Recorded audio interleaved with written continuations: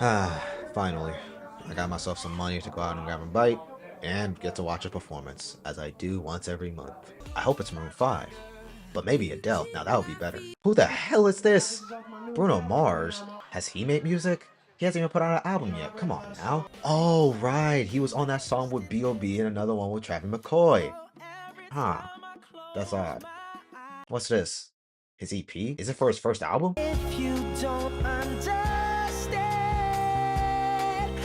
Wait, that was him? Okay, I gotta go call my boss. This kid could be the next big pop star.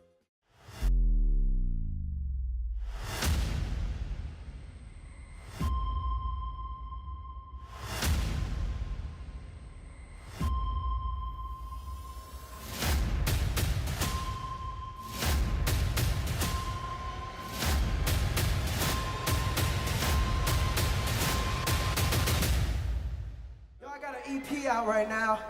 It's called Bruno Mars is Better If You Don't Understand. And somewhere in Brooklyn.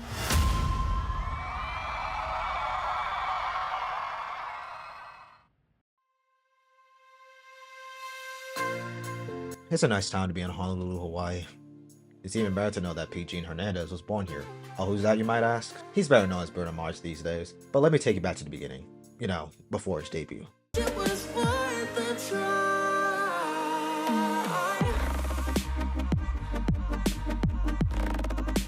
At least it was worth a try.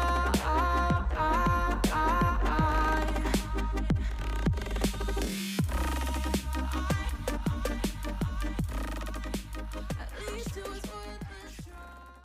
Get into this with me, alright? This is off my. You see, Pete Gene Hernandez was born on October 8th, 1985, in Honolulu, Hawaii.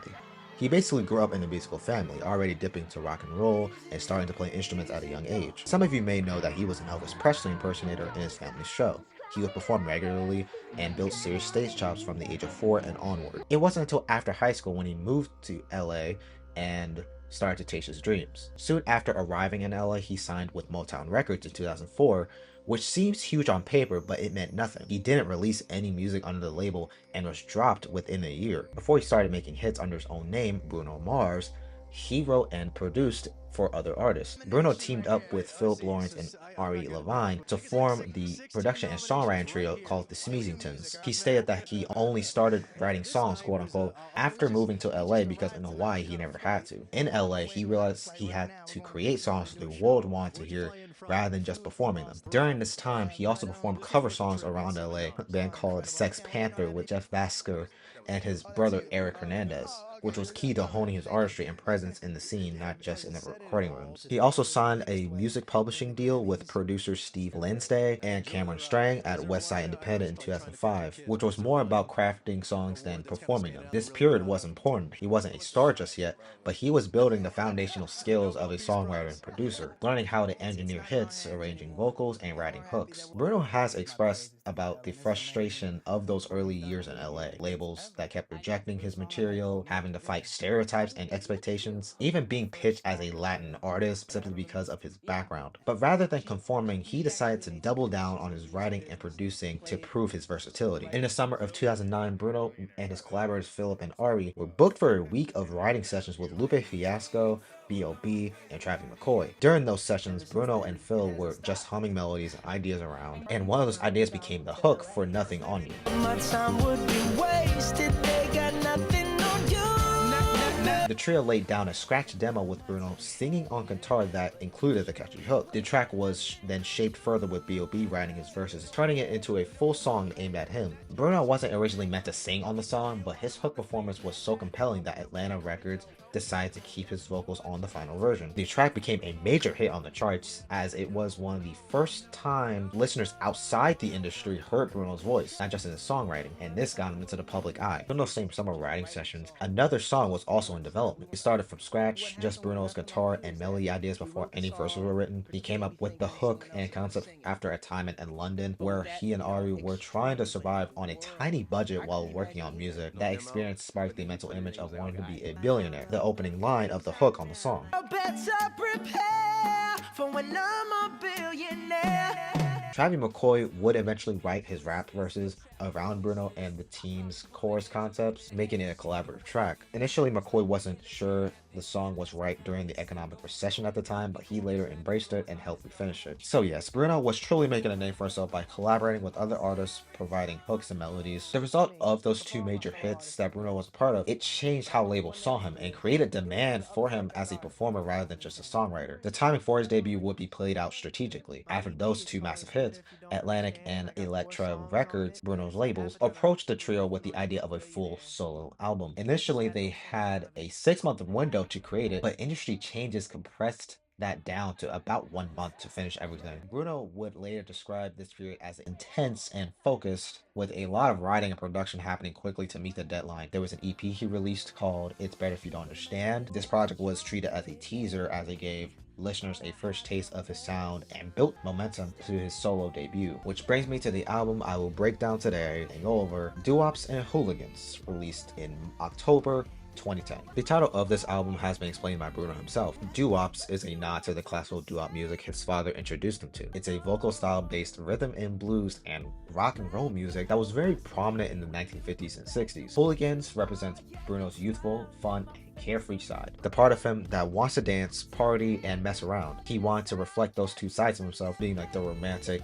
melodic songwriter and the playful everyday guy. Most of the record was written and produced by the Smeezingtons, often starting from scratch in Lefcon Studios in Los Angeles. They didn't use pre-made loops, instead they arranged instruments and vocals organically, giving the album its human and melodic feel. The opener, Grenade, is one of his earliest hits and one of his most well-known songs to date. The idea of this song began when producer Benny Blanco played Bruno an unreleased demo by an unsigned band with a theme similar to Grenade. Bruno heard it, connected with the emotional concept, and told Benny, quote, "I want to take that and make it my own," end quote. Part of the inspiration for the lyrics actually came from a studio moment where Bruno and Claude Kelly joked about how far someone would go for love. Initially, the song had a guitar-based arrangement that was about 15 BPM faster than the final version. While I do think that he's being a bit overdramatic in the lyrics, I can't help but admire it. It's a heartbreaking anthem about how he's willing to sacrifice himself for the person he loves, whether that's taking a bullet, jumping in front of a train, or catching a grenade, hence the title. It's the idea that you'll be willing to do whatever for your loved one,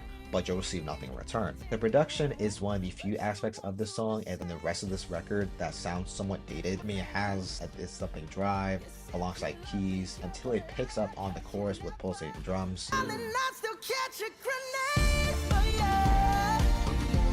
We go over to the love anthem Just the Way You Are. The initial melody idea and beat were created by hip-hop producers Needles and Khalil Walton for something completely different. It was originally intended for another artist that was possibly Lupe Fiasco or CeeLo Green, but none of those plans stuck. Bruno wasn't even supposed to be on the track to begin with. Writing process took months because he wasn't chasing a quote-unquote clever lyric. He was trying to tell a story clearly and directly. He drew inspiration from classic love songs such as Wonderful Night by Eric Clapton and Nothing Compares to You by Sinead O'Connor. I would describe the lyrical content as positive affirmations, celebrating someone's natural beauty, whether that's their smile, their eyes, their hair, or all of the above. The piano and melodies on here are just pure ear candy to the extreme. The vocal performance from Bruno Mars is quite good too. Cause you're amazing, just the way you are.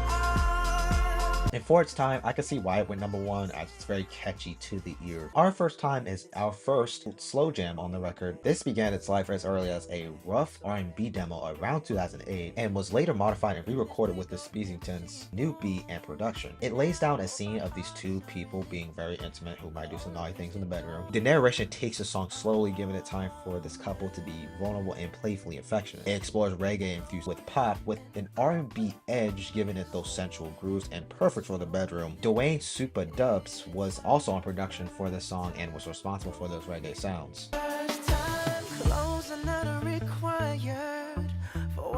The song Runaway Baby reminds me way too much of the musicals from Disney during that era. It dives into funk but also pop rock. It leans into pure energy, mixing funk, soul, and pop rock into the highest of speeds. This one is his playful and unapologetic Playboy anthem. The chorus just screams Disney, reminds me way too much of Camp Rock 2, with his sass and swagger and fast-paced groove throughout.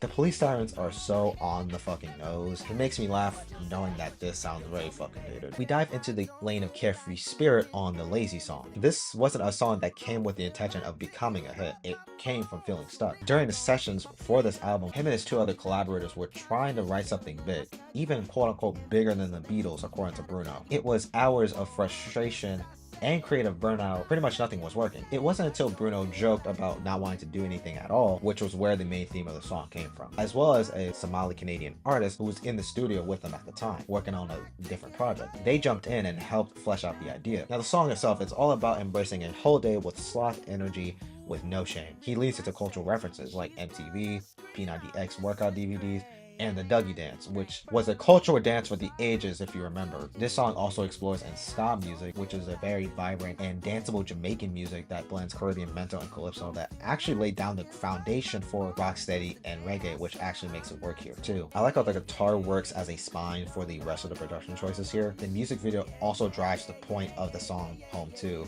Don't feel like picking up my phone, so leave a message at the tone. It's one of my favorite cuts on our record. This could either be nostalgia or the fact that I was able to give you reasons why I enjoyed it. The song Marry You also fits the description of fitting on a Disney movie. The initial idea of the song wasn't intended to be a deep romantic ballad. It began as a fun musical idea from the studio. Bruno was simply playing some piano chords and freestyling the line, "I think I want to marry you." It's mostly about spontaneous love and living in the moment.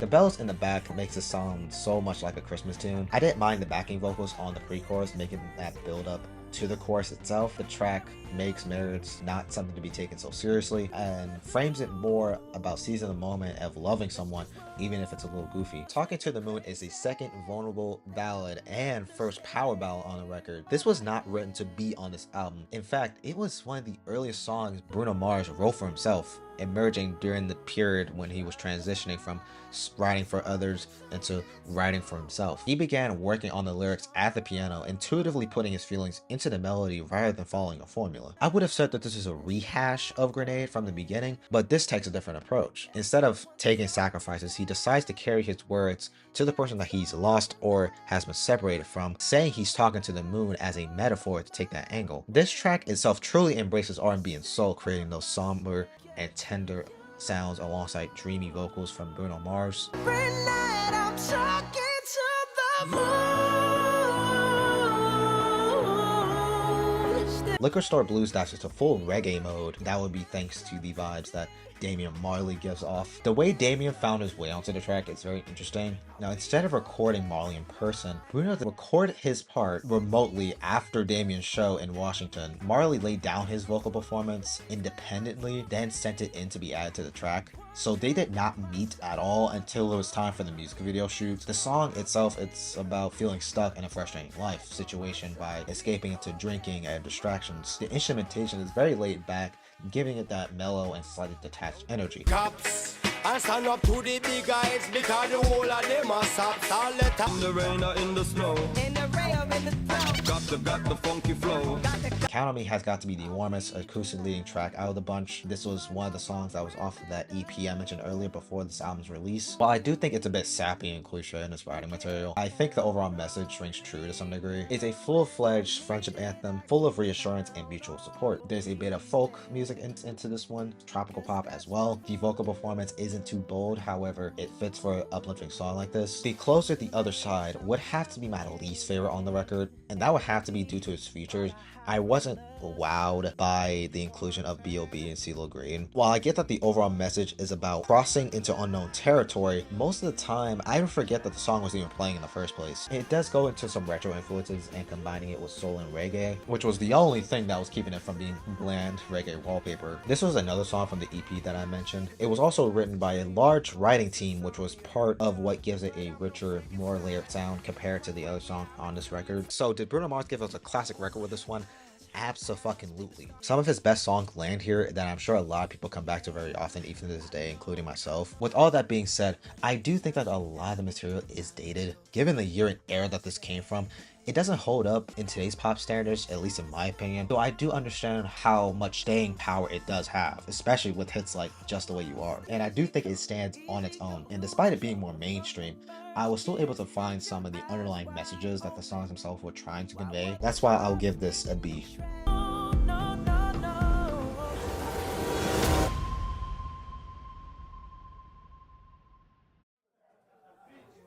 My bank account is full of money, life's been good, and Bruno Mars is truly making waves right now.